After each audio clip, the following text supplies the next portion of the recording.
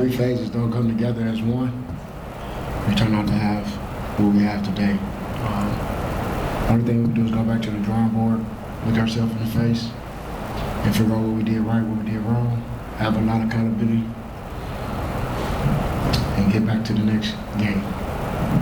Open. Questions? Hey, how's it going, Coach? Wilson from UFM TV. This is your third loss in 5 matches within a touchdown. And considering how it's the midway point of the season, what can you take from those close games where you can tell your guys are kind of ready to take the next step?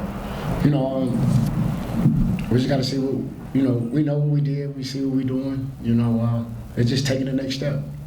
Just stacking up games week after week, and that's what we're trying to do, But like I said before, when all 3 phases don't play together, it hurt us. And every time we've been in a tough one, a 4-pointer or a 5-point type game, we always had something going on in special teams, turnover in offense, big play on defense or something like that. So I know it's football, but those are what we have to eliminate.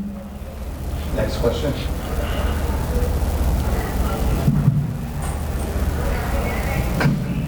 Hey, Coach Horry. This was a 4-point game right until the end. What do you feel was the deciding factor in that 4th quarter, and what was one thing to take away from this game? Whenever you go into the second half of a ball game, you can't have a missed field goal, you can't have a turnover. That's where you can't get that back. First half, if you have things like that, you're able to fight back. But in that time, the clock is ticking, possessions get short. I credit my defense for giving us another possession down the stretch, but we didn't capitalize like we were supposed to. Only thing we do is take accountability, look yourself in the face.